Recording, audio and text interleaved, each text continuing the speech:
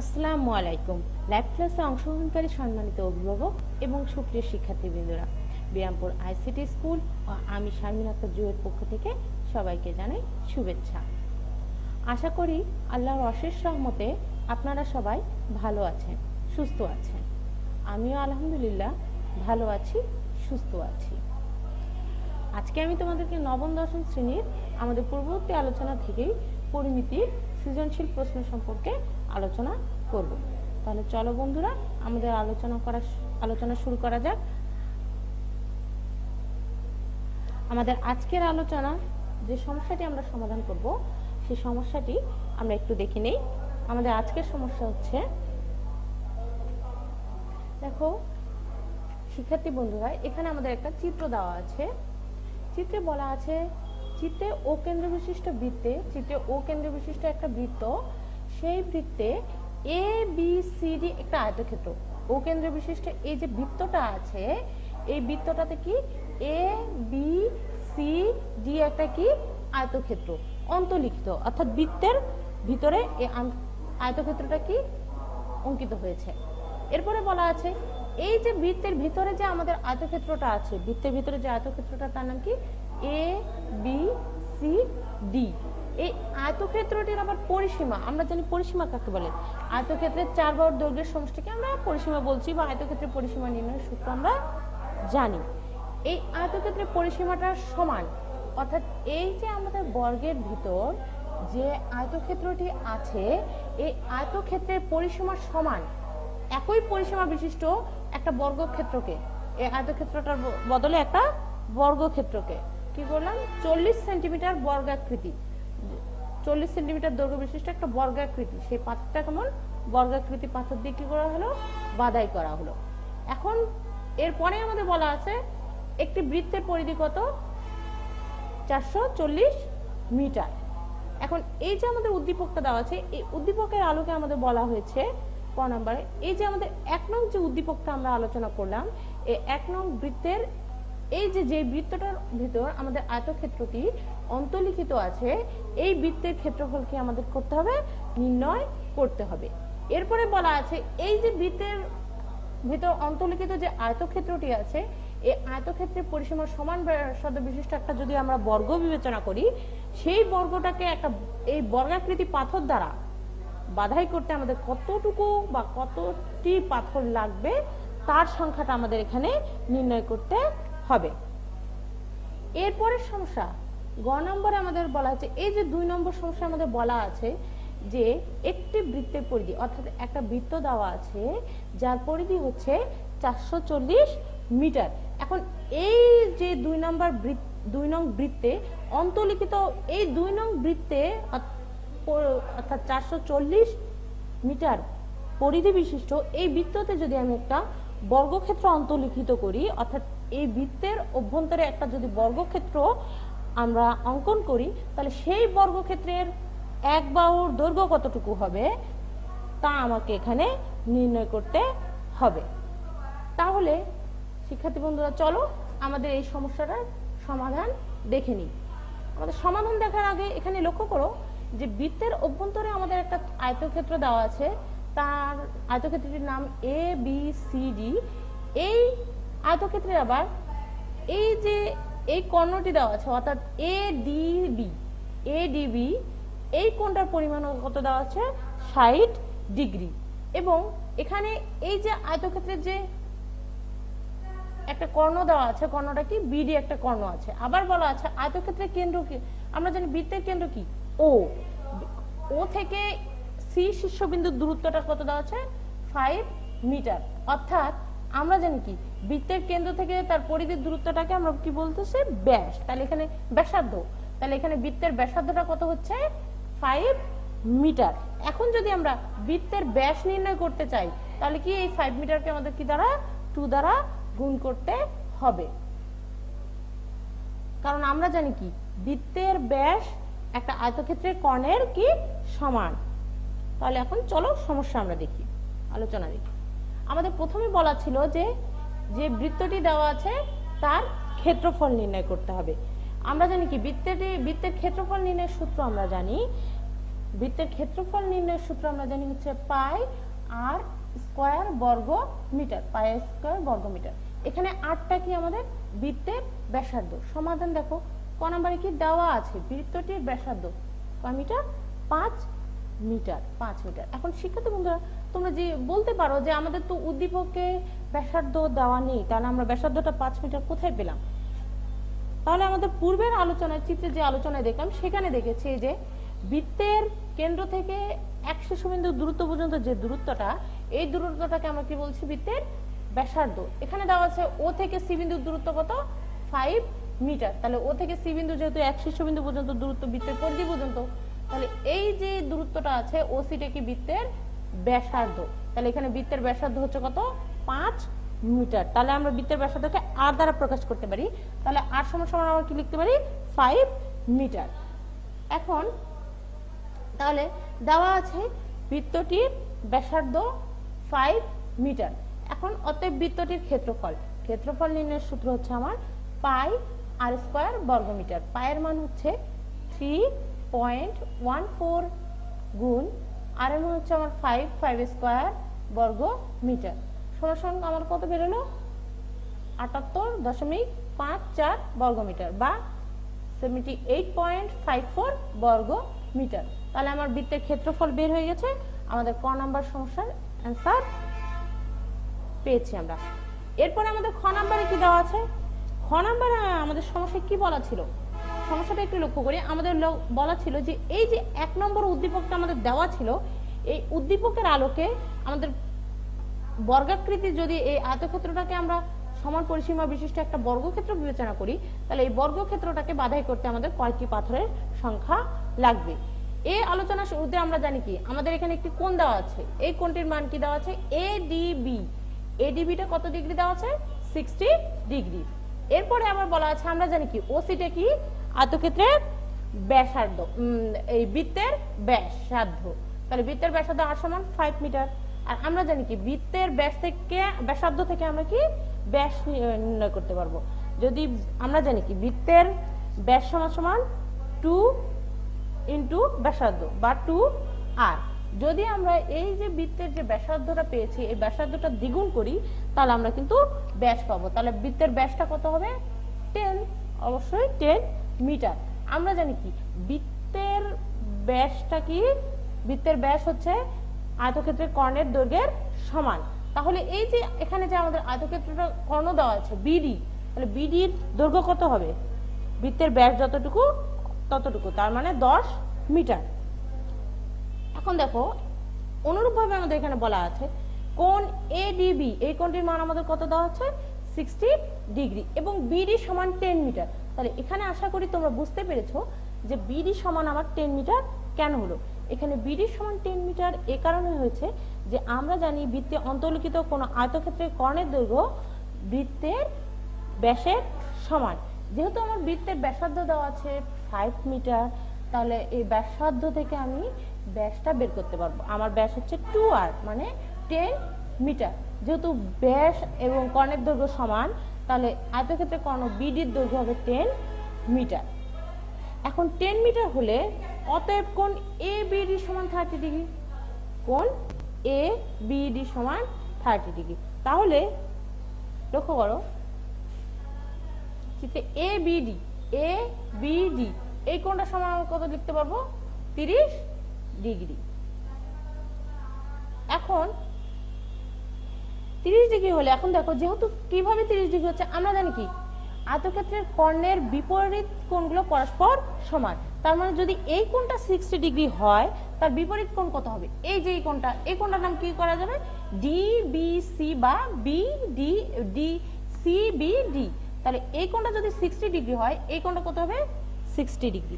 তাহলে আমরা জানি কি আয়তক্ষেত্রে একটা কোণ কত ডিগ্রি, 90 ডিগ্রি বা এক সমকোণ। যদি এক সমকোণ হয়, এখানে আমাদের দুইটি কোণ আছে, তাহলে একটি কোণ যদি 60 ডিগ্রি হয়, তাহলে অপর কোণটি কত হবে, 30 ডিগ্রি। তাহলে এই কোণটার বিপরীত যে কোণটা থাকবে, আমরা জানি একান্তর কোণগুলো কি পরস্পর সমান। তাহলে যেহেতু একান্তর কোণ, তাহলে এই কোণটার বিপরীত কোণ কি, এই কোণটা, তাহলে এই কোণটা কি হবে, পরস্পর সমান।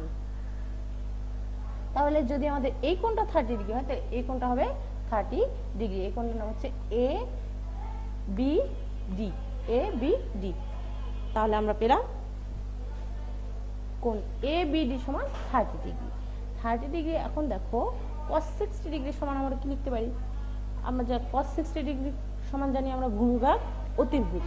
এখানে দেখো আমরা একটা ত্রিভুজ বিবেচনা করেছি। কোন ত্রিভুজটা এখন বিবেচনা করেছি? দেখো এখানে দেখো এডি বাই বিডি। আমরা জানি কি cos সমান আমরা কি লিখতে পারি? ভূমি বাই অতিভুজ। ভূমি বাই অতিভুজ। আমাদের ভূমিটা কি ধরে আছে? ভূমিটা ধরা আছে এখানে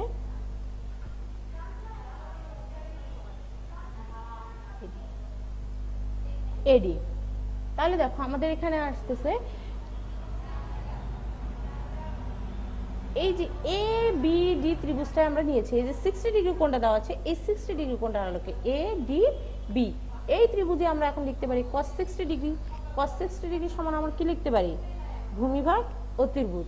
আমাদের অতিভুজটা কি এখানে? বিডি। তাহলে বিডিটা নিচে হবে, অতিভুজটা আমার এখানে কি? A D, A D. তাহলে যদি অতিভুজ হয় আর তাহলে এ বিটা আমার কি হচ্ছে? লম্ব। এ বিটা কি? লম্ব, যেহেতু এটা একটা সমকোণী ত্রিভুজ হয়েছে। তাহলে এখানে আমি cos 60 ডিগ্রি যদি ধরি, আমরা জানি cos 60 ডিগ্রি মানে হচ্ছে ভূমিভাগ অতিভুজ। আর এ বি ডি এই সমকোণী ত্রিভুজটা আমার অতিভুজ হচ্ছে বিডি এবং ভূমিটা হচ্ছে এ ডি। এই আলোকে আমরা লিখতে পারি cos 60 ডিগ্রি সমান এডি ভাগ বিডি। তাহলে এখান থেকে আমরা এডি সমান সমান কি লিখতে পারবো? B D cos 60 degree. আর cos 60 ডিগ্রির মান আমাদের জানা আছে, সেখানে আমরা cos 60 ডিগ্রির মানটা কি করবো? বসাবো। তাহলে সমান সমান 10 ইন্টু cos 60 ডিগ্রি মান হচ্ছে আমার হাফ, তাহলে কত? 5। তাহলে এডি এর মানটা আমার কত বেরোচ্ছে? 5। এখন দেখো আবার আমরা, ঠিক আছে, এখানে লক্ষ্য করো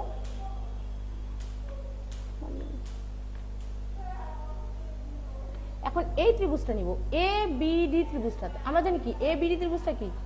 সমকোণী ত্রিভুজ। এখন দেখো এডি বাহুর মান আমরা জানি কত? 5 মিটার। আবার বিডি বাহুর মানটা আমরা কি জানি? 5 মিটার। এখানে বিডি বাহু যেহেতু কর্ণের দৈর্ঘ্য, কর্ণটা কি ব্যাসের সমান, ব্যাসের দৈর্ঘ্য আমরা কত পেয়েছি? 10 মিটার।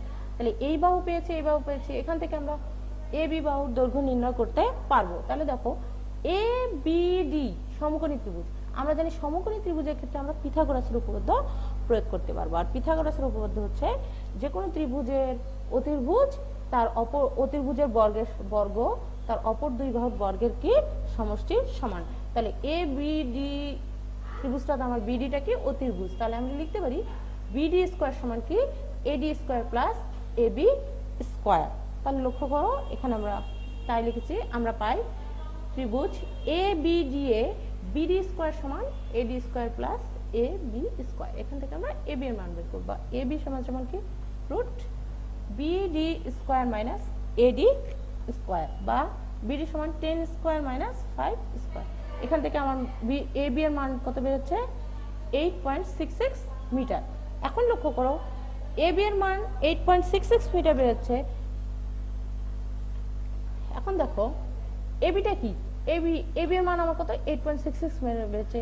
এডি এর মানটা আমার বেরোচ্ছে 5 মিটার। এখন যদি এ বি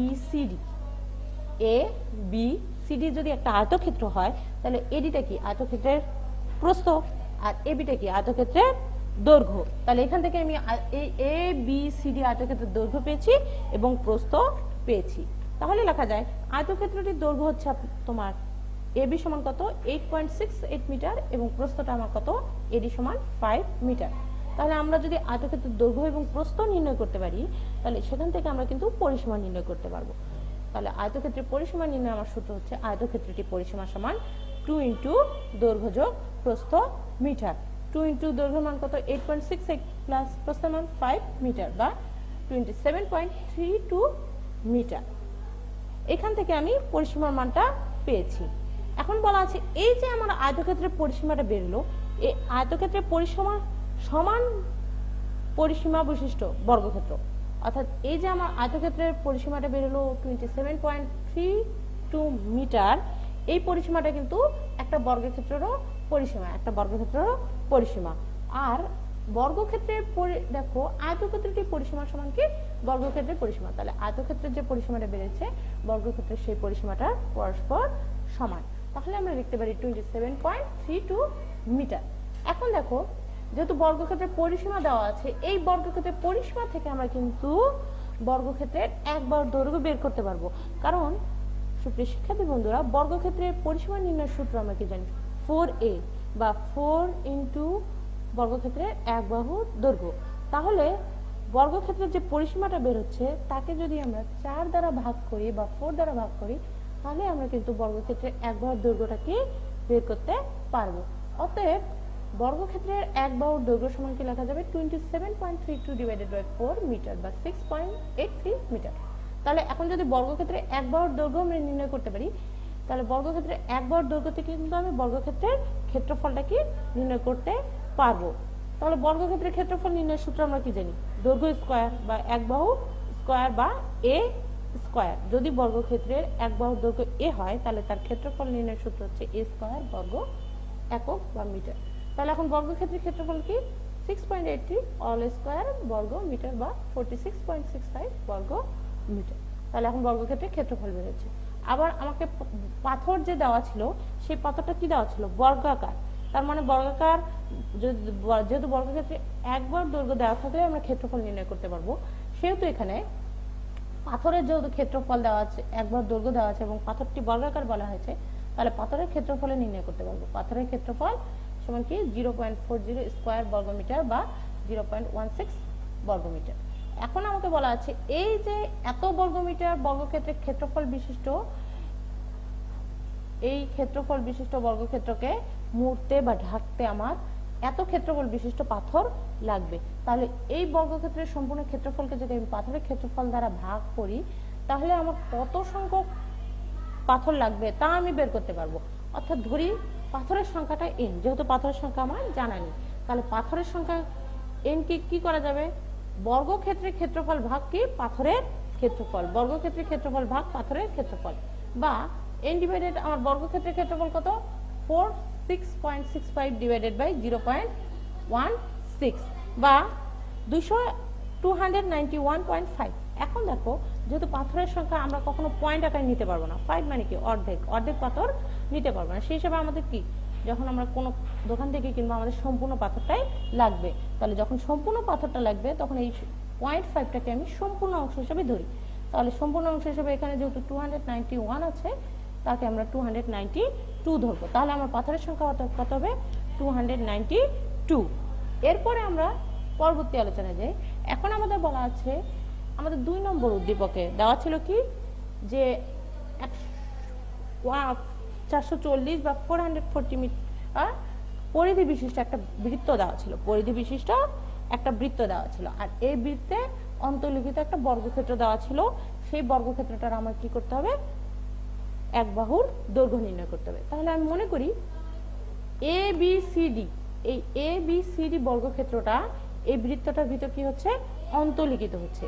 এখন আমরা জানি এই যেহেতু আমাদের এই বৃত্তটার শুধু পরিধি দেওয়া আছে, এই বৃত্তটার পরিধি দেওয়া আছে কিন্তু এর ব্যাসার্ধ কত তা দেওয়া নেই।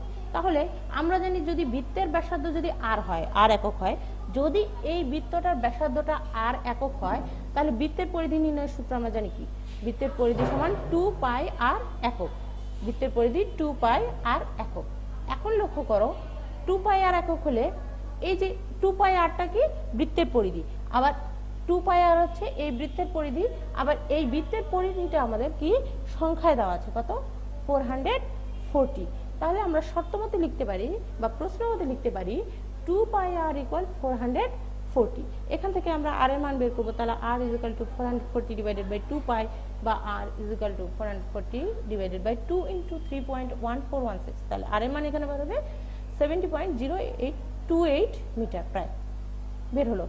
তাহলে এখান থেকে r এর মান বের হলো, rটা কি বৃত্তের ব্যাসার্ধ, বৃত্তের যদি ব্যাসার্ধ হয় তাহলে আমরা কি জানি বর্গক্ষেত্রে আমরা এই যে বর্গক্ষেত্রে একটা কর্ণ আছে AC, এই কর্ণের দৈর্ঘ্যটা আমরা কিভাবে নির্ণয় করব?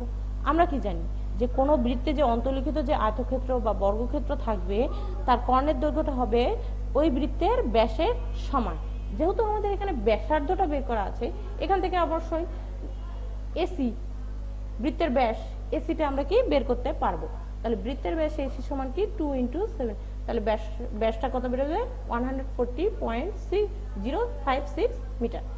এই যে বৃত্তের ব্যাসটা বেরোলো, এই বৃত্তের ব্যাসার্ধটা কিন্তু এই যে আয়তক্ষেত্রের যে কর্ণটা আছে, বর্গক্ষেত্রের যে কর্ণটা আছে এসি, তার দৈর্ঘ্য, তার পরিমাণ। এখন আমরা জানি কি আবার বর্গের কর্ণের দৈর্ঘ্য সমান কি বৃত্তের ব্যাস। এই যে বারবার যে আমাদের কথা আছে বর্গের কর্ণের দৈর্ঘ্য সমান বৃত্তের ব্যাস, আমাদের বৃত্তের ব্যাস কত বেরিয়েছে 140.056। এখন বর্গের কর্ণের দৈর্ঘ্য, বর্গের কর্ণের দৈর্ঘ্য নির্ণয় করা আমাদের সূত্রটা কি? বর্গের কর্ণের দৈর্ঘ্য নির্ণয় করার একটা সূত্র আছে, কি আছে? √2 × বাহুর দৈর্ঘ্য, √2 × বাহুর দৈর্ঘ্য। এখন আমরা বাহুর দৈর্ঘ্যটা নির্ণয় করব। এখন বর্গক্ষেত্রটা যেহেতু আমাদের 4টি বাহুর দৈর্ঘ্য সমান, তাহলে যে কোনো একটি বাহু ধরি এবি, এখান থেকে আমরা এবি বাহুর মান বের করব। যেহেতু বর্গক্ষেত্রে যে কোনো একটা বাহুর মান বের হলে আমাদের 4টা বাহুর মান কি বের হবে। তাহলে এবি সমান কি লেখা যাবে 140.056 ডিভাইডেড বাই √2।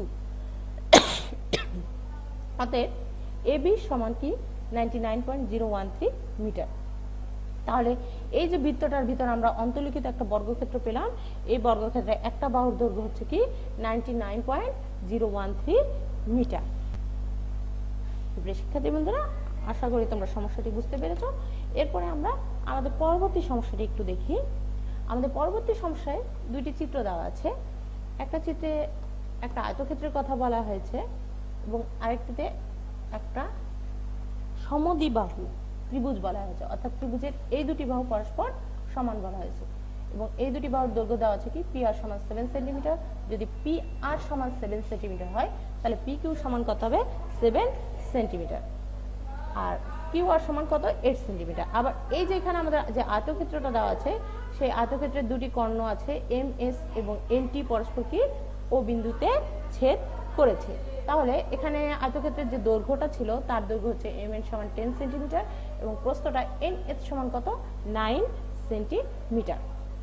এখন আমাদের প্রশ্নে বলা আছে এই যে আয়তক্ষেত্র আছে, এই আয়তক্ষেত্র OS এর দৈর্ঘ্য কত, অর্থাৎ এই আয়তক্ষেত্রের অর্ধেক কর্ণের দৈর্ঘ্য কত, অর্ধকর্ণের মান কত। OS-টা কি, যেহেতু আমাদের MS-টা কি সম্পূর্ণ কর্ণ, তার অর্ধেক হচ্ছে OS, তার মানে অর্ধকর্ণ।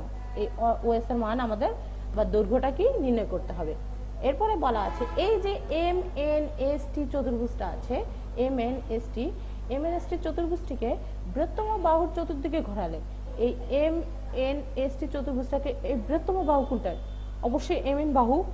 এই বাহুটার চতুর্দিকে যদি আমি ঘুরাই, যে ঘনবস্তুটি উৎপন্ন হবে, চতুর্দিকে ঘুরালে যে ঘনবস্তুটি উৎপন্ন হবে তার সমগ্র, সেই ঘনবস্তুটার সমগ্র তলের ক্ষেত্রফল এবং এই যে আমাদের যে আয়তক্ষেত্র দেওয়া আছে MNST, এই আয়তক্ষেত্রের অনুপাত, এই আয়তক্ষেত্রে কি ক্ষেত্রফলের অনুপাতটা আমাকে বের করতে হবে। এরপরে দেখো আমাদের পরের সমস্যায় যে দেওয়া আছে, এই যে আমাদের ত্রিভুজটি দেওয়া আছে, এই ত্রিভুজটি কি PQR। এই PQR এর ক্ষেত্রফল কোন বৃত্তের ক্ষেত্রফলের সমান হলে বৃত্তের পরিধি। এখন বলা আছে এই যে আমাদের ত্রিভুজটি দেওয়া আছে, এই ত্রিভুজটির নাম কি PQR। এখন এই PQR ত্রিভুজের যে ক্ষেত্রফলটা, সেই ক্ষেত্রফলটাই যদি অন্য কোনো বৃত্তের ক্ষেত্রফলের সমান হয় তাহলে সেই বৃত্তের পরিধিটা কত হবে আমাকে বের করতে হবে। অর্থাৎ এই ক্ষেত্রফলের সমান ক্ষেত্রফল বিশিষ্ট একটা বৃত্তের পরিধি কত তা এখানে আমাদের বের করতে হবে। তাহলে সমাধানটা একটু দেখি। এখন দেখো আমাদের চিত্রে একটি আয়তক্ষেত্রের দৈর্ঘ্য দেওয়া আছে, আয়তক্ষেত্র দেওয়া আছে যার দৈর্ঘ্য আমরা পূর্বে আলোচনা করেছি MN সমান কত 10 সেন্টিমিটার এবং প্রস্থ NS সমান কত 9 সেন্টিমিটার। এখন শিক্ষার্থীবৃন্দ লক্ষ্য করো, MN সমান আমার 10 সেন্টিমিটার, NS সমান কত 9 সেন্টিমিটার দেওয়া আছে। তাহলে এই যে MNS, এটাকে যদি আমি একটা সমকোণী ত্রিভুজ বিবেচনা করি, তাহলে এখান থেকে আমি এই যে আয়তক্ষেত্রের যে কর্ণ MS, এর দৈর্ঘ্য কিন্তু নির্ণয় করতে পারবো। তাহলে এই সমকোণী ত্রিভুজের আলোকে আমরা পিথাগোরাসের উপপাদ্যটা প্রয়োগ করব। তাহলে সেক্ষেত্রে আমি লিখতে পারি MNS সমকোণী ত্রিভুজে, তাহলে লিখতে পারি MNS সমকোণী ত্রিভুজে কি লেখা যাবে, কর্ণ MS স্কয়ার সমান কি MN square plus NS square. এখান থেকে আমি MS এর মান বের করবো, তাহলে স্কয়ারটা কি হবে, বর্গ হয়ে যাবে, বর্গমূল হবে। তাহলে এখানে MN এর মান হচ্ছে আমার 10 স্কয়ার প্লাস NS এর মান 9 স্কয়ার বা 100 রুট করলে আমার বেরোবে 13.4536 সেন্টিমিটার। তাহলে এই যে বেরোলো এমএসটা কি, এই কর্ণটার দৈর্ঘ্য। এখন এই এমএসটা হচ্ছে সম্পূর্ণ কর্ণ, কিন্তু আমাকে কি বের করতে বলে, অর্ধকর্ণ, অর্থাৎ এমএস এর অর্ধেক। এখানে লক্ষ্য করো এমএস এই সম্পূর্ণ কর্ণটার দৈর্ঘ্য পেয়েছি। আমরা জানি কি এই ও বিন্দুটা কর্ণটাকে পরস্পরকে সমদ্বিখণ্ডিত করেছে। আমরা জানি আয়তক্ষেত্রের কর্ণদ্বয় পরস্পরকে সমদ্বিখণ্ডিত, তাহলে ও বিন্দু এই কর্ণটাকে সমান দুই ভাগে ভাগ করেছে। তাহলে সম্পূর্ণ কর্ণটা যদি এমএস হয়, এর অর্ধেক দৈর্ঘ্যটা অর্থাৎ ওএস এর দৈর্ঘ্যটা আমাদের বের করতে হবে। তাহলে সম্পূর্ণ এমএস দৈর্ঘ্যের যদি অর্ধেক অংশ আমরা নিই, তাহলে কিন্তু আমরা ওএস এর দৈর্ঘ্য বের করতে পারবো। তাহলে অর্ধকর্ণ সমান ওএস সমান কি হাফ ইন্টু এম এস, বা হাফ ইন্টু এম এস এর মান, তাহলে অর্ধকর্ণ ওএস সমান সমান 6.7268 সেন্টিমিটার। তাহলে অর্ধকর্ণের দৈর্ঘ্য হচ্ছে আমার 6.7268 সেন্টিমিটার। এরপরে বা আমরা যেহেতু দশমিকের পর 2 ঘর নিতে পারি, তাহলে নিব 6.73 সেন্টিমিটার প্রায় অ্যান্সার। এখন দেখো, এখন বলা আছে এই যে আমাদের 2 নম্বর প্রশ্নে বলা আছে এই যে আমার আয়তক্ষেত্রটা, আয়তক্ষেত্রের নাম কি ছিল, এমএনএসটি। এই এমএনএসটি চতুর্ভুজটিকে যদি বৃহত্তম বাহু, আমাদের বৃহত্তম বাহুটা কি ছিল এমএন, এই বৃহত্তম বাহুর চতুর্দিকে যদি ঘোরাই, তাহলে একটা সমবৃত্ত ভূমিকে বেলুন উৎপন্ন হবে, সমবৃত্ত ভূমিক বেলুন উৎপন্ন হবে। এখন এই বেলুনটি যার উচ্চতা, যেহেতু আমরা যেই রেখাটাকে কেন্দ্র করে ঘোরাবো সেই রেখাটাই হবে কি ওই বেলনটার কি উচ্চতা। তাহলে আমাদের যেহেতু এমএস বৃহত্তম বাহুটা কি এমএস, এমএন কে কেন্দ্র করে ঘোরাচ্ছি, আর এমএন এর দৈর্ঘ্য আমার যেহেতু 10 সেন্টিমিটার, তাহলে এই সমভিত্তিক বেলনের উচ্চতাটাও কি হবে আমার এইচ সমান 10 সেন্টিমিটার এবং ভূমির ব্যাসার্ধ, তাহলে অপর বাহুটা অবশ্যই বেলনটা কি হবে ভূমি হবে।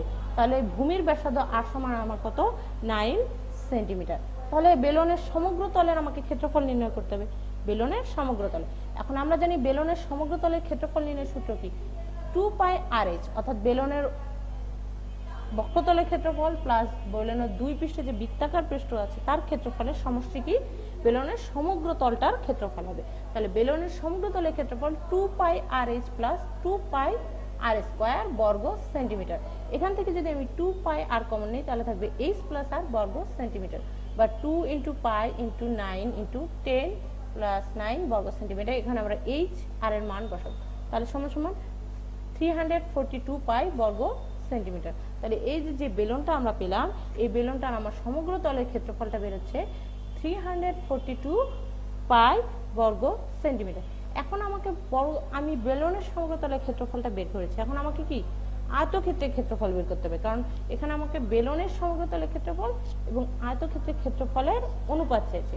যেহেতু আমার আয়তক্ষেত্রের দৈর্ঘ্য mn সমান 10 সেন্টিমিটার এবং প্রস্থ ns সমান 9 সেন্টিমিটার দেওয়া আছে, সেহেতু আমরা mnst আয়তক্ষেত্রের ক্ষেত্রফল সহজেই নির্ণয় করতে পারবো আয়তক্ষেত্রের ক্ষেত্রফল নির্ণয়ের সূত্র থেকে। তাহলে mnst আয়তক্ষেত্রের ক্ষেত্রফল কি লেখা যাবে 10 × 9 বর্গ সেন্টিমিটার। তাহলে আমাদের nst আয়তক্ষেত্রের ক্ষেত্রফল কত বের হলো 90 বর্গ সেন্টিমিটার।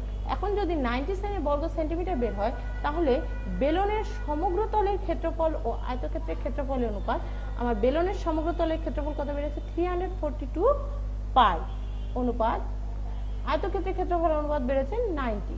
এখন যদি উভয় পক্ষকে আমি 18 দ্বারা ভাগ করি, তাহলে বেরোবে 19 π অনুপাত 5 অ্যান্সার। তাহলে আমার বেলনের সমগ্র তলের ক্ষেত্রফল ও আয়তক্ষেত্রের সমগ্র তলের ক্ষেত্রফলের অনুপাত হচ্ছে 19 π অনুপাত 5। এরপরে বলা আছে এই যে আমার PQR একটা সমদ্বিবাহু ত্রিভুজ আছে, ওই ত্রিভুজটার ক্ষেত্রফলের সমান ক্ষেত্রফল বিশিষ্ট একটা বৃত্তের পরিধি নির্ণয় করা। তাহলে দেওয়া আছে PQR চিত্রে, আমাদের PQR কি একটা সমদ্বিবাহু ত্রিভুজ, সমদ্বিবাহু হলে অবশ্যই তার দুইটা বাহু পরস্পর সমান, আর এই ত্রিভুজটা যে দুটি বাহু পরস্পর সমান তার দৈর্ঘ্য a সমান কত 7 সেন্টিমিটার। তাহলে সমদ্বিবাহুর যে ত্রিভুজটার সমান দৈর্ঘ্য নয় তাকে আমরা ভূমি হিসেবে বিবেচনা করি, তাহলে ভূমির দৈর্ঘ্য কি b সমান 4 সেন্টিমিটার। তাহলে ত্রিভুজ PQR, যেহেতু PQR একটা কি সমদ্বিবাহু ত্রিভুজ, আর সমদ্বিবাহু ত্রিভুজের ক্ষেত্রফল নির্ণয়ের সূত্রটা আমরা জানি, কি জানি b/4 অর্থাৎ ভূমির দৈর্ঘ্য /4 √4a² - b² বর্গ সেন্টিমিটার। তাহলে এখন মান স্থাপন করি 8/4 √4 7² - 8² বর্গ সেন্টিমিটার, বা 2√196 - 64 বর্গ সেন্টিমিটার বা 2√132 বর্গ সেন্টিমিটার সমান কত? আমার বেরোলো 22.978 বর্গ সেন্টিমিটার। তাহলে পি কিউ আর ত্রিভুজের ক্ষেত্রফল আমার কত বেরোলো? 22.978 বর্গ সেন্টিমিটার। আবার বলা আছে এই যে ত্রিভুজটার ক্ষেত্রফল, এই ত্রিভুজটার ক্ষেত্রফল কি? আমরা এই ত্রিভুজটার ক্ষেত্রফলটা একটা বৃত্তের বর্গক্ষেত্রে, একটা বৃত্তের ক্ষেত্রফলের সমান। তাহলে লিখতে পারবো এই যে ত্রিভুজের ক্ষেত্রফলটা বেরোচ্ছে, এই ত্রিভুজের ক্ষেত্রফলটা যদি একটা বৃত্তের ক্ষেত্রফলের সমান হয়, তাহলে মনে করি যে বৃত্তের ক্ষেত্রফলের সমান এই ত্রিভুজের ক্ষেত্রফলটা, সেই বৃত্তের ব্যাসার্ধ ধরি 8 সেন্টিমিটার। সেই বৃত্তের ব্যাসার্ধটা কি ধরবো? 8 সেন্টিমিটার। এবং তাহলে যদি বৃত্তের ব্যাসার্ধটা 8 সেন্টিমিটার, তাহলে বৃত্তের পরিধি নির্ণয় সূত্র কি? 2πr centimetre. তাহলে বৃত্তের ক্ষেত্রফল হচ্ছে πr স্কয়ার বর্গমিটার। তাহলে এই বৃত্তের ক্ষেত্রফলটা হচ্ছে πr স্কয়ার। এই বৃত্তের ক্ষেত্রফলটা কি? আবার ত্রিভুজের ক্ষেত্রফলের কি সমান। তাহলে আমরা এই বৃত্তের ক্ষেত্রফলটাকে এবং ত্রিভুজের ক্ষেত্রফলটাকে কি পরস্পর সমান বিবেচনা করতে পারি। তাহলে শর্ত অনুসারে আমরা বলতে পারি πr স্কয়ার ইকুয়াল 22.978 বা r square equal 22.978 divided by pi, বা r square equal to 22.978 divided by pi. এখানে আমরা পাই এর মান বসাবো 3.1416 বা r স্কয়ার ইকুয়াল টু 7.314। এখন r এর মান বের হলে আমার বের হচ্ছে 2.704। এখান থেকে আমরা r এর মান বের করেছি। এখন যদি আমরা কোনো বৃত্তের ব্যাসার্ধের মানটা নির্ণয় করতে পারি, তাহলে সেখান থেকে কিন্তু আমরা সহজে বৃত্তের পরিধিটা বের করতে পারবো। তাহলে এখানে লক্ষ্য করি, অতএব বৃত্তের পরিধি কি? পরিধি নির্ণয়ের সূত্র হচ্ছে আমার 2πr সেন্টিমিটার। 2πr centimetre. তাহলে মান বসাই 2 ইন্টু পাই এর মান হচ্ছে 3.1416 ইন্টু আর এর মান হচ্ছে 2.704 সেন্টিমিটার ইকুয়াল 16.9897 সেন্টিমিটার, বা কি লেখা যাবে? 16.997 সেন্টিমিটার প্রায়, 16.99 সেন্টিমিটার প্রায়। তাহলে আমাদের এই যে বৃত্তটার যে ক্ষেত্রফলটা ছিল তা ব্যবহার করে আমরা বৃত্তের পরিধি বের করতে পেরেছি। তো শিক্ষার্থী বন্ধুরা, আশা করি তোমরা আজকের সমস্যা দুটি আলোচনা বুঝতে পেরেছ। সকলের সুস্বাস্থ্য এবং মঙ্গল কামনা করে এবং পরবর্তী আলোচনা দেখার আমন্ত্রণ জানিয়ে আজকের আলোচনা এখানেই শেষ করছি। সবাই ভালো থাকবেন, সুস্থ থাকবেন। আসসালামু আলাইকুম। ঘরে থাকুন, নিরাপদে থাকুন।